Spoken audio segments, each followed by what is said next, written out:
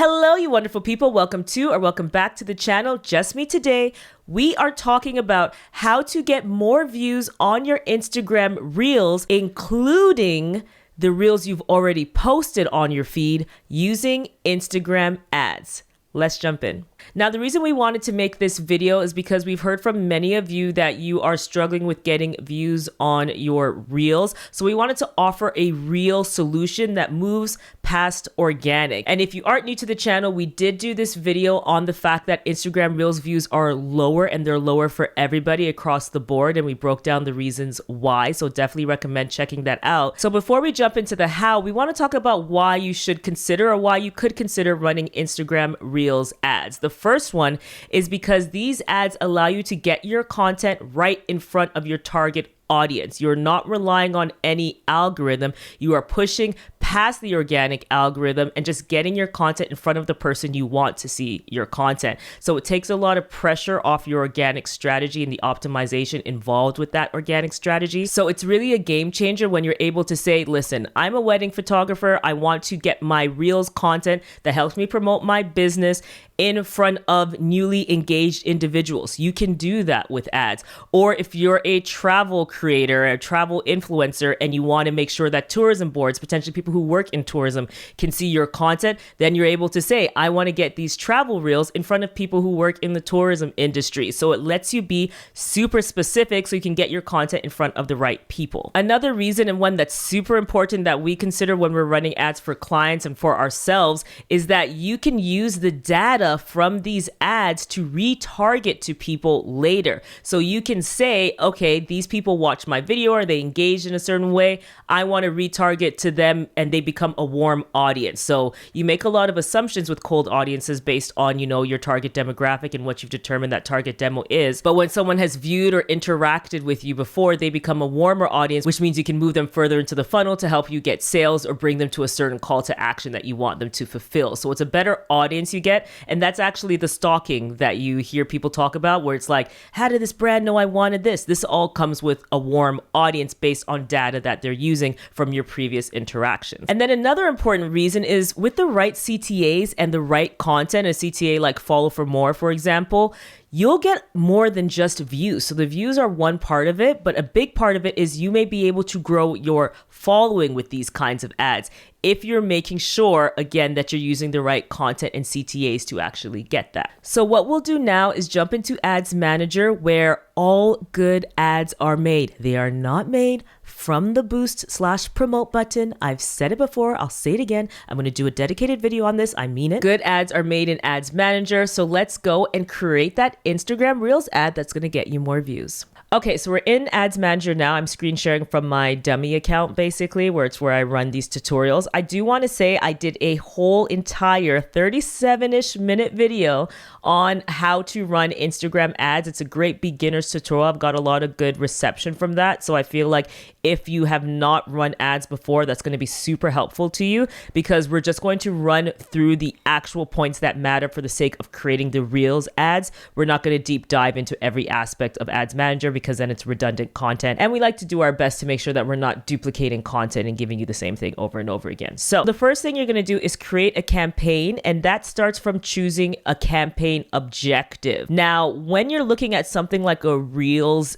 ad or something around views, if you're running any campaign, technically you would get views because the video itself is supposed to be shown to more people, which means you're reaching more people, which means you should get more views. However, there are specific objectives that you can select that will focus specifically on this, which is what we want to do here today. So you could use awareness as an objective. We love the engagement objective because, as you can see, it does contribute to views. That's a key part of what the campaign objective does. But moreover, it also helps you get different kinds of engagement as well, like comments and likes that you can all use towards that warm audience that we were talking about earlier that you may want to retarget to in the future. So we like the engagement objective, and it's also very cost effective as well. So for the purposes of this video, that's what we're going to go through. Now you're going to hit manual engagement campaign. You already have somebody walking it through with you, so you don't need to use the recommended settings.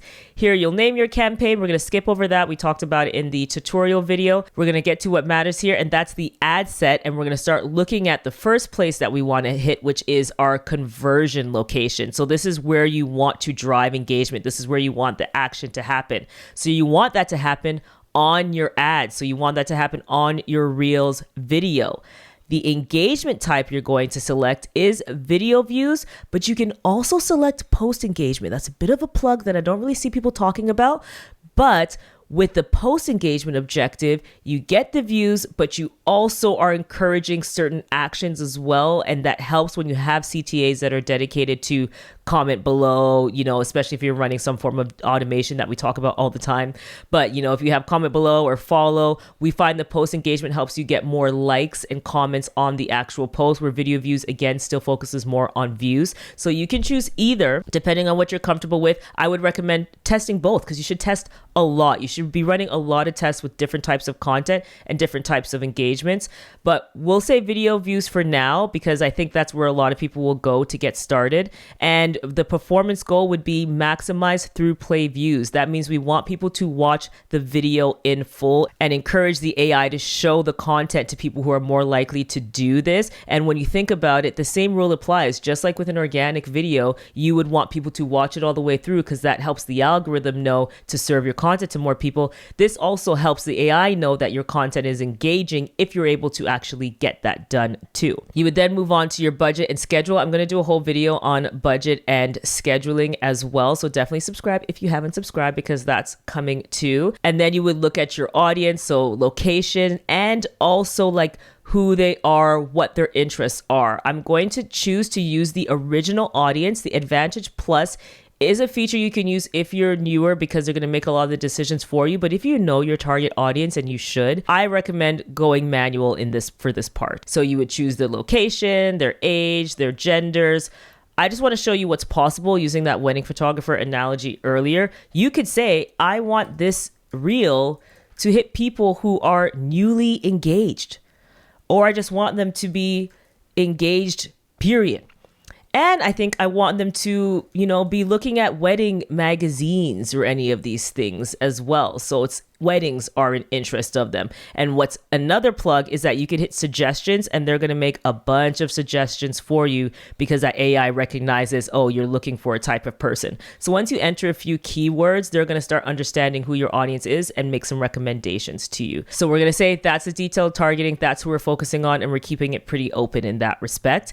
The key part, though, is placements, because we want to get views on our Instagram Reels. So it's really important that you make sure the platforms that don't serve that purpose are not there. So I'm removing Facebook, I'm removing the audience network, I'm removing Messenger, so that the only platform is Instagram. And what I'm also doing is I just want this to be on Reels. I don't want it to be in stories. You can. We find we don't get too much coming from the feed, so we like to use the Reels. You can also use stories. We generally do that more with traffic campaigns, but you could do that with stories as well.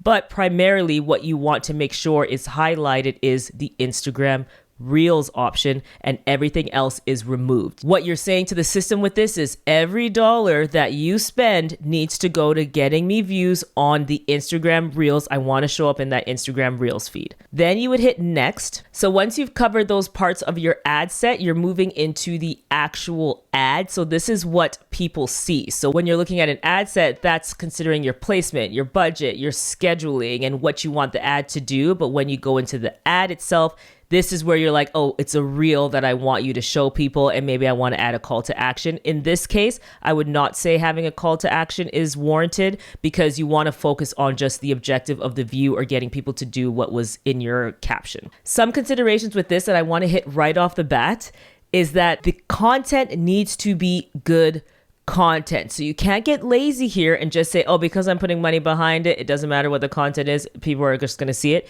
You don't want them just to see the content. You want them to also act on it as well. You want them maybe to like it. You want them to comment, and you want them to follow you potentially, because they're like, this content is fire. I got to definitely make sure I see more of it. So if you put forth average content, in the end, it's kind of pointless. Yes, you can retarget to them later, but they don't have a great first impression of you. So it's pretty pointless and a waste of your money. The views are just one part. It serves as a pathway to larger objectives. So if you are wondering, what does a really great Instagram reel look like? I'm struggling with that. We do have a video on how to create the perfect Instagram reel that will be linked above and in the description below. And then another key consideration is that you can't use trending audio or copyrighted music, so popular music that is under a label. This is super important because the last thing you want to do is try to run an ad and then you get that flag from the system that you're not able to because you're not the owner of the content or because it's not licensed or copyright free. So the solution that we love the most for this, that we use all the time, is Epidemic Sound. It's an incredible sound collection of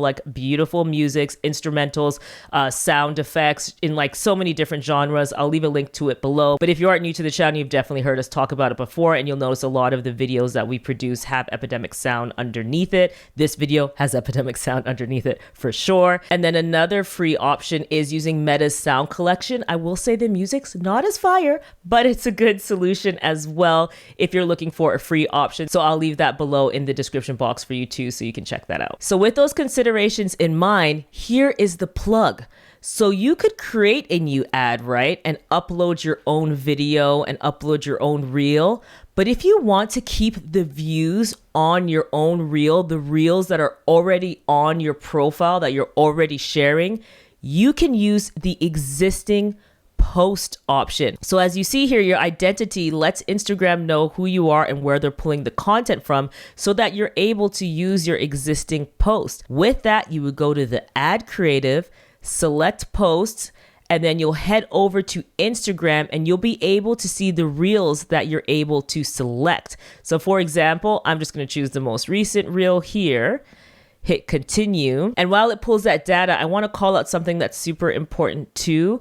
When you are creating reels, you should have clear call to actions in them, and even better if you can get it closer to the top or closer to the beginning of your caption as possible. So if you have these reels and you really want to encourage follows or you really want to encourage downloads, whatever your call to action is, try to put that in the first or second line. So we could do hook, and then immediately after we could do call to action so that people can see it as soon as they watch your video. So that's a large consideration in terms of taking the view past just the view and getting a meaningful engagement that helps push your goals. Now, while the video loads, you may get an error. It does this sometimes that says the video is not ready for use in the ad. It's just because it's being processed, so that'll go away once you hit publish and continue on.